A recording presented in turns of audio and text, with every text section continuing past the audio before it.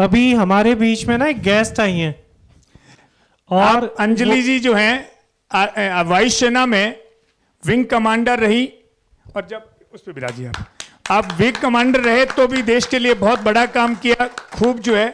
फिर आपके मन में आया कि कुछ देश में पागलपन का काम करना है, बड़ा काम करना है, तो आपने जयपुर में जो गौशाला है, क्या ना है, हिंगोनिया गौशाला, पूरे प्रदेश के लोग जानते हैं।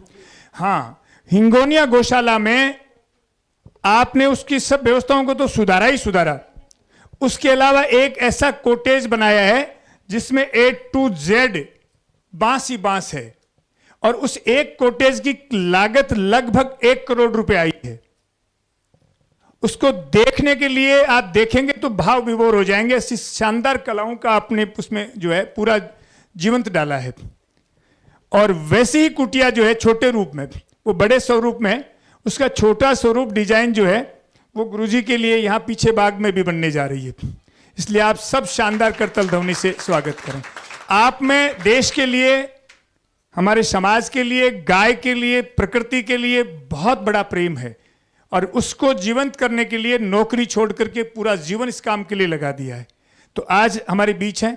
अभी आपसे मैं अर्ज करूंगा गुरुजी से कि आपके बीच संवाद होगा, तो उसको आप ध्यान से सुने और ध्यान से देखें। दीदी, एक मेरा प्रश्न है कि आप पहले देश के बाज थे, रक्षक है ना, तो वायुसेना में सबसे ऊंचे उड़ते हैं, सबसे ऊपर से रक्षा करते हैं, तो एकदम से ऐसा क्या जुनून, क्या पागलपन छाया कि उस बाजनुमा हथियार को छोड़ के जमीन पे सीधे गाय के बीच में आए? नहीं, एक्चुअली ये जुनून ऐसा नहीं था कि बहुत बाद में आया। सॉरी, कुछ कह रहे हैं? हाँ, यू कैन हियर मी ना, मेरी आवाज़ आ रही? ये पागलपन पहले से ही था, बिकॉज जब मैंने ग्रेजुएशन किया और पोस्ट ग्रेजुएशन किया तो I did it in environmental sciences, प्रकृति और पर्यावरण विज्ञान में पढ़ाई करी। और उस समय पे पर्यावरण पे जो पढ़ाई करता था उसको बोलते थे ये पागल है, क्या होगा इससे, डॉक्टर बनो या इंजीनियर बनो, और देश की सेवा तो ऐसे ही होगी, अदरवाइज़ पर्यावरण को पढ़ के तो कोई फ़ायदा था नहीं, पर्यावरण में आप कमाओगे कैसे ये भी पता नहीं था। मैं बात कर रही हूँ लगभग 1991 की, 1990। तो बट था दिमाग में, किया, पढ़ाई कर ली। बट एक था कि हमारे फैमिली में एक ट्रेंड रहा है, ट्रेडिशन रहा है, जैसे मेरे जो ग्रैंडफादर हैं वो कलेक्टर रहे हैं, उसके पहले वो महाराजा ऑफ देवास के साथ दीवान थे, एंड वो महाराजास के साथ में थे। तो एक ट्रेंड ये रहा है कि फैमिली का बंदा कोई ना कोई फ़ौज में 5 साल की मिनिमम नौकरी करेगा ही करेगा, वो सेवा देश को देगा। तो वो हमारे ग्रैंडफादर के बाद से वो चलता आ रहा था, and then same thing came to me. And मेरी सिस्टर हैं, वो भी आर्मी में हैं, और she is a colonel. My brother in law is here and he is also a colonel. They are serving. मैं रिटायर्ड हूँ, मैंने रिटायरमेंट ले ली है, बिकॉज वो कहीं चल रहा था दिमाग में कि करना है कुछ साल और करते करते 23 साल हो गए फ़ौज में। और 23 साल के बाद फिर मैंने फ़ौज छोड़ी और एक कॉरपोरेट ज्वाइन किया, क्योंकि कोविड आ गया था उस टाइम पे। और कोविड में जो मैं पर्यावरण के लिए करना चाह रही थी, तो एकदम पर्यावरण के लिए तो नहीं कर पाई, बट जो रोगी थे उस समय पे, जो कोविड में काफ़ी कोविड के दौरान they were like into trouble, they were into quite a bit of, जिनको ऑक्सीजन की ज़रूरत थी। तो उस समय दिमाग में मेरे ये चल रहा था कि हम सिलेंडर ढूंढ रहे हैं, और सिलेंडर के लिए मैं हर पिलर पोल जाती थी। मैं राजस्थान में ही थी उस वक्त, और मैंने कोशिश ये करी कि भाई हर जगह 100 बेड की रिक्वायरमेंट, यहाँ 100 बेड की रिक्वायरमेंट। मैंने एक टेम्पररी चलता फिरता हॉस्पिटल भी बनाया जिसमें 100 बेड थे। उसमें कोविड की ट्रीटमेंट हो सकती है, जितने कोविड के पेशेंट हैं वहाँ रख सकते हैं, जिनको सेपरेट आइसोलेशन में रखना है। बट दिमाग में ये था कि हम सिलेंडर्स ढूंढ रहे हैं, और सिलेंडर्स हमारे पास प्रकृति में है, बट हम ढूंढ रहे हैं आर्टिफिशियल सिलेंडर को, और उसकी कमी हो गई है, और कोई देने को तैयार नहीं है। और सब ने उसके कॉस्ट इतने ज़्यादा हाइप कर दिए हैं कि लाइफ के लिए लोग कुछ भी करेंगे, they will go for it, they will purchase it, कैसे भी लेके आएंगे।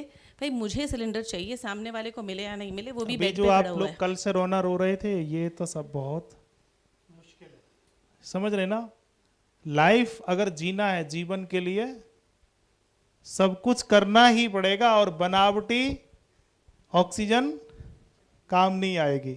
तो ये बात इन्होंने बिना इस भारतीयता को जैसे आप समझ रहे हो उसको समझे बिना उन्होंने निर्णय ले लिया। तुम लोगों ने तो समझ लिया और फिर भी अगर मैदान छोड़ के भागो तो इससे बड़ा कायर नहीं, तो मैदान तो छोड़ना ही ठीक नहीं है। है, बिकॉज यही चीज़ है जो ज़मीन से जुड़ने की बात करी इन्होंने।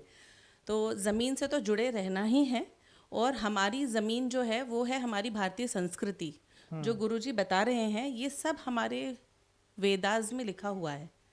ऐसी कोई भी चीज़ नहीं है जो इन्होंने अपने मन से कुछ बनाई हो या किसी को जस्ट बताने के लिए कि आप ऐसा कर लो हो जाएगा। Everything is written in Vedas, and कितने पुराने हैं वेदास, तो उसको तो कोई हम चेंज अभी कर नहीं सकते। सो ज़मीन से जुड़ना इज़ ज़मीन से हमारी संस्कृति से जुड़ना। और जैसे ही हम अपनी संस्कृति से जुड़ते हैं तो हमारा आ जाता है सन से जुड़ना, पानी से जुड़ना, मतलब हर तरह की, मतलब आप कैसे अपने आप को डिटॉक्स करोगे वो प्रकृति में ही है। There is nothing like chemicals जो हम एलोपैथिक या whatever medicine we take कि उसको खाएं और उस केमिकल से हमने अपने आप को डिटॉक्स कर लिया। So it is there in nature, और उसी को हमें जितना हम प्रैक्टिस करेंगे उस चीज़ की, सबसे पहले सेल्फ प्रैक्टिस, फिर हम दूसरों की सेवा कर सकते हैं। विमान में जब हम ट्रैवल करते हैं तो बोलते हैं ना जो ऑक्सीजन मास्क गिरेगा नीचे, पहले अपने मुंह पे लगाएं तब तो दूसरों की सेवा करेंगे। कि पहले दूसरों को में लगा दिया then you don't know what to do. आपको 4 लोगों को और बचाना है तो पहले you have to be that strong pillar, वो आपको स्ट्रॉन्ग एक पिलर बनना है। और जितनी प्रैक्टिस करते जाएंगे इस चीज़ की उतना ही आप इसमें एक्सेल करेंगे। तो ये आपकी जैसे सांस ले रहे हो, जैसे आँख पलक झपक रहे हो, ये आपकी आदत में शामिल हो जाएगा। वो आपको ये नहीं लगेगा कि कुछ मुझे स्पेशल करना है, या मुझे सवेरे उठ के अच्छा पैर पहले ज़मीन पे नहीं रखना, या मुझे पहले पानी ऐसे नहीं पीना, या मुझे बैठना है, या मुझे खड़े होना, ये आपको सोचना नहीं पड़ेगा। वो आपकी एक दिनचर्या का पार्ट बन जाएगा। सो ज़मीन से जुड़ना तो बहुत इम्पॉर्टेंट है। और आई थिंक जो बाज भी है उसको भी कहीं ना कहीं एक बार हाइबरनेट होना पड़ता है। उसके नाखून, उसके बीक्स उसको निकालने पड़ते हैं, और उस समय पे वो बिल्कुल ज़मीन से जुड़ जाता है, वो कहीं पे छुप जाता है। बट उसके बाद जब वो वापस रीडेवलप होते हैं तो वो फिर उतनी ही ऊंचाइयों से उड़ान भरता है। इस बात के अंतिम बात के पहले क्या कहा था इन्होंने, याद है? बाज वाली जब बात आई थी उसके पहले क्या कहा था?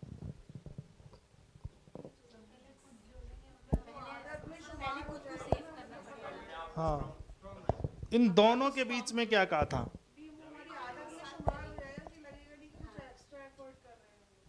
ठीक है, तो वही बात मैं कह रहा हूं कि जब आप अपनी स्वयं ठीक कर लोगे ना तो ये चीजें आपके आदत में होनी चाहिए। ये केवल कागज में नहीं होनी चाहिए, ये आदत में जब आ जाएगी तो फिर कुछ पढ़ने की आवश्यकता नहीं मिले पड़ेगी, जरूरत ही नहीं है। तो वो आदत हमें बनानी है, और आदत अगर हमारी बन जाएगी तो कहीं कोई असहजता नहीं। अभी मैं देश में, पूरे देश में घूमता हूँ, बस यही कहते हैं ये तो बहुत मुश्किल है, क्या सिलबट्टा चलाना, ये तो बहुत मुश्किल है मथानी चलानी। लेकिन इसमें गुरुजी जिन लोगों ने इस चीज को सबसे ज्यादा आत्मसात किया, मतलब वो लोग पूरे देश के लिए प्रेरणा हो सकते हैं और होने भी चाहिए।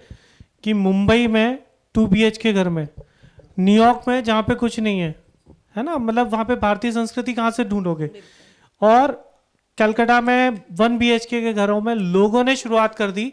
जिनके पास बंगलो है, साधारण घर हैं, गांव है, वो लोग कह रहे हैं मुश्किल है ना। तो ये सारे लोग प्रेरणा है। उनमें से एक प्रेरणा अभी मुकुल भाई साहब भी बैठे हैं।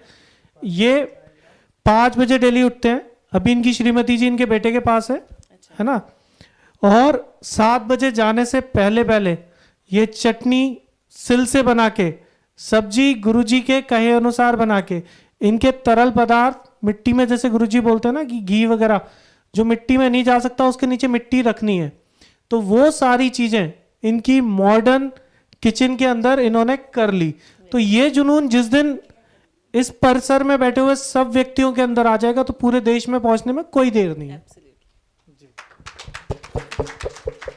दूसरा, केवल उतना करने मात्र से इनको कुछ कुछ प्रॉब्लम थी, क्या नाम जो गांठ पड़ती है, लाइपोमा, ठीक है, मिले बाद में लगभग 50-60% इन्होंने वहीं बैठे बैठे विदाउट मेडिसिन, कोई हमारे संस्थान के आप में से गए, उनके कोई मित्र थे, एक बार उन्हीं को माइक पर वही बताया।